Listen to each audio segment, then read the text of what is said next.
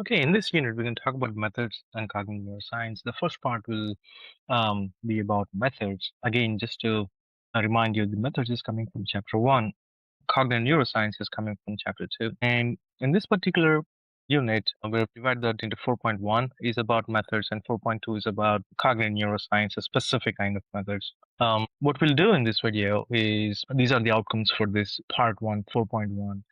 Which is again divided into two videos, A and B, and you can see that in this particular video, we'll answer, these would be these questions we'll answer, or we'll look at these outcomes. Number one, how are the information processing and cognitive science approaches similar and different? Then we'll talk about how can we measure the mental process subjectively because we can't see them. If you remember, that's the basic debate, right? Cognitive science, cognitive psychology assumes that a mental process exists and we can objectively study them. The question is, how can we do that? Then, before we get to different ways of measuring mental processes, there are two important analogies we need to go over that we'll do in this particular video. Okay, coming to the first objective, we're going to talk about how the information processing approach and cognitive science approach are different or similar. Now, they're different in these three ways. Number one, information processing approach utilizes very limited number of methodologies, usually accuracy and reaction time, whereas cognitive science approach it adapts multiple methodologies. And we'll talk about what these are in the next video. The background of the scientists. The background of scientists, according to cognitive science approach, is multidisciplinary. So there are philosophers, linguists, computer scientists, psychologists, and neuroscientists. So that's what makes it more multidisciplinary. Now, because the multiple methodologies are utilized, you'll have different aspects of human mind that you look into, like the biological aspect of it, the physiological aspect of it, the computing aspects of it. You just learn different aspects of mental processes. That is another difference between information processing and a cognitive science approach. A cognitive science examines various aspects of human mind. And the logic here is that when you have multiple perspectives on understanding human mind, then when you put these things together, then you have a bigger picture, a complete picture of how the mind works. This brings us to the second outcome for this video, which is how can we measure mental processes? Remember, cognitive psychology basic assumption is that we can objectively study mental processes. How can we measure those? We can't see them. So this is about the logic of cognitive psychology. So one way to look at it is this beautiful analogy given by Gernsbacher, the factory analogy. Now, according to this analogy, just imagine that there is a factory and we don't know what's happening in the factory, but we do know that what goes into the factory, we also know what comes out of the factory, but we exactly don't know what happens inside the factory. Now, the question is, how can we know what's happening inside? Now, the analogy here is to understand what's happening in our mind. It's a mental process, right? The question is, what is happening in our mind? Factory is like the mind, and what is happening? We know what goes into our mind, what comes out of our mind. What goes in your mind is the stimulus given to our mind, and what comes out is the response given by the mind. The question is, how do we know what happens in the mind? So I want you to pause here for a second. In fact, I'm going to stop here and go to the next slide. Before that, I want you to think about how can you infer about something that you can't see. So according to this analogy then, well, we can't see what's happening in the factory, but we can actually see what goes in and what comes out. So if we observe what goes in and we observe what comes out, in fact, if you manipulate what goes into the factory and then see what is happening to different aspects of what is coming out. In other words, if you manipulate the input and measure the output, then you can make inferences about what might be happening. You can apply the same thing to the human mind and say that, well, we don't know what exactly is happening, but we can make inferences about what might be happening by manipulating what goes in and measuring what happens to what comes out. And at this point, I want you to understand, like, remember, just think of this as x and y axis as a graph. X axis is about what you're manipulating, the input. Y axis is about what you're measuring, the output. And when you manipulate the input and see how that influences the output, then you can find the relationship between the output and the input, which will give you a better understanding. Again, we don't know exactly what happens, but we can make inferences about what might be happening inside. That's how we make inferences. That's why, if you remember from the very first video, the big picture, we defined mental process as a mental activity, and we also said it's an inferred mental activity. Inferred in the sense that we can't see it, we can only make inference about what might be happening. And this is a result of making or understanding the relationship between what goes in and what comes out. And specifically by controlling what goes in, by manipulating what goes in and measuring what comes out. Now, when you say measuring what comes out, all right, the question is what aspects of those can you measure? Well, we manipulate the IV, the input into the mind, and you measure the dV, and the dV you're measuring or what's coming out. Remember, it's like IV is the independent variable, dV is the dependent variable. So you're manipulating independent variable and measuring the dependent variable. And by finding the relationship between these two, you're making inference about multiple. And so what aspects of the output can you measure? Well, you can measure such aspects as the response time or the reaction time, the accuracy of the product that's coming out or the response. And there are several other methods, and we'll talk about that later, just to give you a sense like that you can measure different aspects of the output or the DV by manipulating the input. And the most commonly employed methodologies are the reaction time and accuracy specific to strict information processing approach. Okay, so coming to the next outcome, we talked about how these are different and similar in a very general sense. Again, we'll talk about how specifically these are different in the next video. Then we said, how can we measure mental process subjectively? We talked about the factory analogy. Now, before we talk about what different measures there are of measuring mental processes, we said we need to look at the two important analogies, and that's what we'll do now. So the first of the two analogies we'll talk about is the channel capacity analogy. Now, if you remember during World War II, when psychologists and several other researchers and scientists are trying to help soldiers on the field, the behaviorists had no way of actually thinking about or no way of providing any concrete measures to help soldiers because they needed help with abstract constructs related to mental processes like thinking, attention, and things like those. Or there was nothing like that in the behaviorism because they only studied observable behavior, right? At that point, we also discussed in the history part of the unit that at this time, the psychologists, they worked with other scientists from other fields like communication engineers and computer scientists. And these two analogies are actually specific to what they have learned from those scientists. The first analogy is a channel capacity analogy, which is a direct result of psychologists working with and learning about working with the communication engineers and learning about this construct that we'll talk about now. And in the next analogy, which is about the computer science, again is a result of the um, partly the World War II and also the the discovery or the invention of computers. So coming to the channel capacity analogy. Now, according to communication engineers are not okay. Just to give you a sense, communication engineers are interested in communication, and we're talking about people who create cell phones or phones. Now, according to this analogy, or according to this, the communication engineers, they use the word channel. A channel here refers to any device or any physical structure that can receive, transfer, or transmit, send, receive, and process information. So your cell phone can receive information, it can process information, and it can send information. So that's a channel. So also, psychologists have learned to apply this analogy to human mind and say, oh, okay, human mind is a channel too. It has the capacity to receive, process, and send information. And if you think about the cell phones, the cell phones now are like 4G or LTE, and before they were 3G, and before that it was 2G, 1G. What are these things? Can you think about it? Like, what exactly do these things mean? Well, they refer to the channel capacity. Is the capacity of the device to the amount of information it can receive, process, or send at any given point of time. And the higher the channel capacity, the more the information it can receive, process, and send at any given point of time. If you ever used the 1G or 2G phones before, you can see how slow it was. It was difficult to do talk to someone and also do something else on the phone. Now things have changed with the increased channel capacity of the cell phones, where you can actually do multiple things, watch a video and also play a game and do multiple things because the capacity is more. So same thing can be applied to human mind in the sense that it has a capacity, channel capacity, and that's nothing but the attentional resource.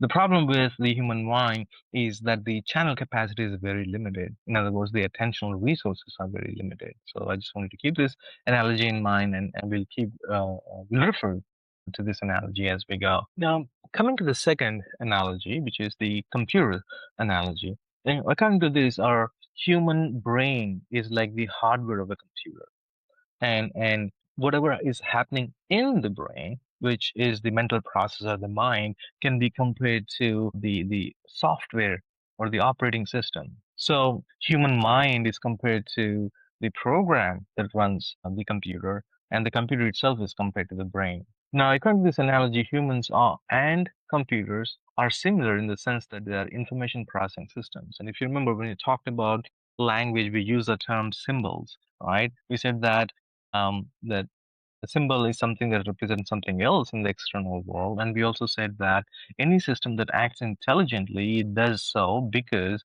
it can store symbols and it can manipulate symbols. So information processing systems like humans and computers, these are symbol storing and symbol manipulating systems. So human, just like a computer works because there are programs written so that computer knows how exactly to do a specific task when it is given to you. For instance, if you open the application, which is nothing but a program, like a Word document, it's an application, it's a program. And this specific instructions about what to do when a specific input is given. So that when you click on the letter C, the computers have no idea what letter C is. They store the information that is given to them in binary format, zeros and ones. So Word document or PowerPoint or PDF or take anything that you can work on your computer as a program, as a set of instructions given to the computer. When a specific set of input is provided, then it gives out a specific output. In that sense, a program is a sequence of instructions for the machine to specifically manipulate the symbols. It's like an algorithm, a set of instructions. An algorithm is a set of instructions. So also human mind, that's the analogy. So our brain is like the hardware, the actual system, and the mental processes are the software, the set of instructions that are coded in our brain, and that's how our mind works. Our mind works based on the programs. In other words, there's an algorithm in our mind. There's an architecture in our mind. An algorithm of computers programming would be then similar to the algorithm of mind, cognitive algorithms. That's what we're interested in studying. Cognitive architecture is another term we use. They all refer to a set of processes that happen in our mind, which is nothing but mental process. So we assume that there's uh, uh,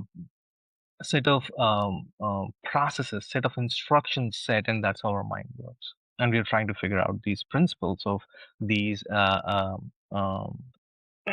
This brings us to the last objective, which is how are mental processes measured? What are different aspects of the output that we measure? Now, if you remember, in the last video, we talked about the reaction time, the time of the output, and the accuracy, the quality of the output. And we said there's several others. These several others are specific to cognitive science. These are verbal protocols, physiological, and programming. Now, what is verbal protocols? I can keep in mind that these are not uh, um, these are different aspects by gathering information about the output, which is a result of a mental process. In various ways, we can get multiple better picture of what might be happening in the mind. So a verbal protocol here is where people or participants are asked to read out loud their thoughts. Now, one example I'll give is when I was a grad student, I was working on this project of creating an online um, reading comprehension test. And in this task, participants would be presented with a paragraph. And the only thing was that the paragraphs are presented as stories, basically, just like your reading comprehension test you might have taken, but these are presented one sentence at a time. And at specific points in the text, participants would be asked, what are you thinking now? Now, by examining the content of their verbal protocols, their thinking out loud, right? We can make inferences about the mental process. For instance, what you're thinking now, if they just present the information presented in this sentence they are reading, then we can make some inference about their reading. If they are talking about ideas presented a few passages ago, and those are causally related to what they're reading now, then that gives a better understanding of, oh, this is a good reader, he's making connections, or she's making connections. Again, verbal protocol or think out loud protocols, participants when they're asked what you're thinking now, or similar prompt. The other way of measuring mental process is the neurophysiological. So this gives us idea about not only how, but also where things are happening. And the last one is the computer programming. So in artificial intelligence field, what they do is try to create a system, a program that would simulate human behavior. So they write a program, then compare that program with the actual behavioral data collected from humans program. Then you actually run that experiment and provide the same information, then you have the results. Then you compare and say, well, the behavioral data that we have collected from this exam or from this particular experiment, does it fit the model we have predicted based on the existing theories? So there are different ways of measuring mental processes. Again, we don't need to know specifics of these things. I just wanted to give you an idea that now it's not just reaction time and accuracy, which were the only two primarily with the strict information processing approach, but with the cognitive science approach, we have multiple ways of measuring mental processes. Now, just to talk about two measures, the reaction time or the response time and the accuracy. Let's see what kind of information do these measures give us about mental processes. The first one we'll talk about is the reaction time or the response time. What do you think the response time informs us about mental processes? Before you answer this question, I just want you to think about, try to answer this question as quickly as you can. What is 2 times 3? Okay, good. What is 7 times 2? That's good. Now, what is 23 times 49? Okay, I'm pretty sure you'll be able to answer this question even without a pen or pencil and paper. The idea is that you can see that the time you're taking to respond to the first two questions is different from the time you're taking to respond to the next one because it's a difficult one. The idea is that by looking at the reaction time or the response time to the stimulus, we can make inferences about the mental processes our mind goes through. Things such as the complexity of mental processes. Is it a simple mental process with only one step, maybe? Or is it a complex mental process with several steps to it? We assume here that mental processes occur in real time. And according to Donders, he proposed that actually the response time gives information about the speed of the mental process. The quicker it is, the lower, the smaller the reaction time, the faster a mental process is. The slower it is, or the more the reaction time, the slower the mental process is. The reaction time gives us information of the speed of the mental process. To kind of give you an understanding of what do you mean by speed and what do you mean by complexity of mental processes? We're going to have a quick task in the next slide. The task is called the Stroop effect. What you're supposed to do in the next slide is you'll be provided with several columns, usually like 4 columns of these words. You have to read these words in a particular column and move on to the next column. But again, you're not reading the words. You have to read only the color of the word. For instance, you can say this is red. You can't say this is blue, you have to say it's orange. You should not read it as green, but you should say yellow. This is green, this is blue, this is orange, and this is red. But you'll go in this fashion, one column at a time. When I show you this task, I want you to quickly, as quickly as you can, try to go through this column one at a time and see if it was easy or hard to read the colors as opposed to reading the words. I'm going to pause here and we'll go to the next slide. Okay, let's see how you do. Quickly go through this in this direction. How was it? I used to. Let me try. So this is blue, red, red, blue. Sorry, black, red, blue, black, blue, blue. Sorry, red. This is blue, black. Do you see how you slow down? Well, you slow down at specific points. Again, this is and this is not the right place to talk about the. It takes lot of time, but just to give you an idea that you slow down at specific points. In other words, it's harder to read the color of the words. It's easier to read the word itself. Why? You can think about it. You can pause the video. But the reason is that yes, you're right. We've been learning and we are used to reading words. We are not used to reading colors. right? So reading words requires fewer attentional resources. That's why it's faster. Reading the color, on the other hand, requires you to consciously try to suppress um, your natural instinct of reading the word and read the color. In other words, it requires some more attentional resources. So you can see how you can make better understanding of the complexity of mental process depending on the attentional resources required by looking just at the reaction time or the response time. So Stroop effect demonstrates how we can get a better idea of the complexity of a mental process involved in a task with the help of response time. Okay, let's see the utility, the kind of information you can gather from a measure like accuracy. Now, for this, I want you to do this task.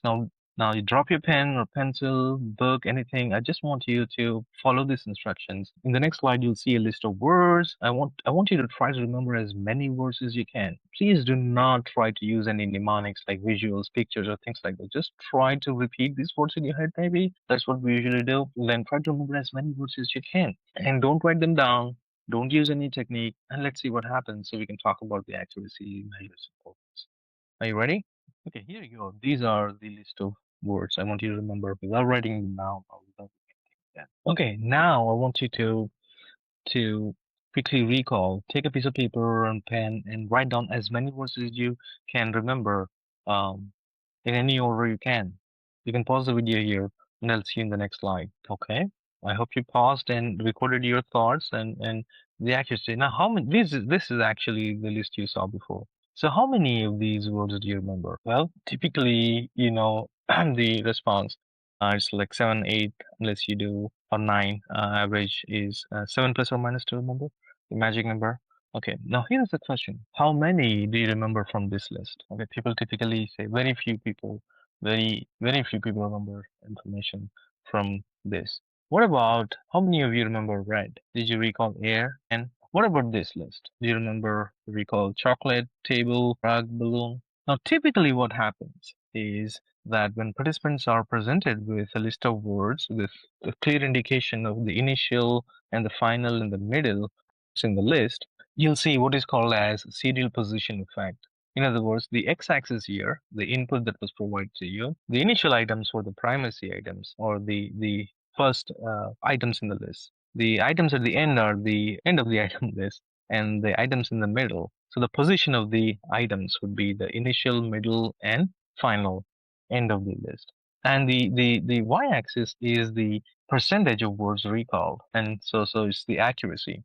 And if you think about it, so the higher the number, higher the accuracy. For the primacy words or the words at the beginning, the accuracy is higher. For the words that were presented at the end of the list, the accuracy was higher, right? Both are higher. But when you look at the words presented in the middle, the accuracy drops. What might be the reason? Why do you recall words at the end and in the beginning of a list more than items in the This is the difference in accuracy. Well, one explanation is that again it will make more sense when we talk about the memory, but one thing is that if you're actually just rehearsing these list of words over and over again, the primacy effect is the fact that your accuracy is higher for initial items when compared to the intermediate items. Recency effect is your accuracy is higher for the most recent or the end of the list items. So this is called primacy effect, the fact, and this is called the recency effect. The fact that initial items are remembered better than the middle items is primacy effect, and the fact that the recent items are remembered better than the intermediate items is the recency effect. And these two effects together are referred to as the serial position effect. Now, why serial position effect? Let's look at the primacy effect. The reason for primacy effect, one explanation is that these items are provided at the beginning of the list. So you had enough time to rehearse them, enough time to move these items from your short-term memory to your long-term memory. So when you recall the items in the initial list or the beginning of the list, they come from your long-term memory. Coming to the recent items, you didn't have any time. You didn't have time to actually rehearse these particular words, but they are still fresh in your short-term memory. So that's why you're able to recall them better than the items in the middle. Whereas the items in the middle, you didn't have enough time, nor are they fresh in your short-term memory. That's why your memory it drops when it comes to the intermediate items. So remember the accuracy by looking at the accuracy difference between these three different positions of a list of words, you can make inferences about the source of information. The recall information of the initial words is coming from long-term memory. The recall information, the recency effect is because it's coming from the short-term memory. So the accuracy gives us information about the source of the recalled information. Okay, so look at these four different outcomes, how IP and CS approaches are similar and different. How can we measure mental process objectively? The two important analogies and the different ways of measuring mental processes, and specifically it looked at the accuracy and reaction time measures importance and what it might give us information about a specific mental process in a given task. Now, this is the end of this particular video where we are in 4.1 approaches. In fact, this we're talking about the basics. In the next video, we'll talk about 4.1b, where we specifically look at in this video, we talked about the differences between these two approaches at a very general level. In the next video, we'll talk about what specific differences there are between information processing and cognitive science approaches. So stay tuned and have fun learning.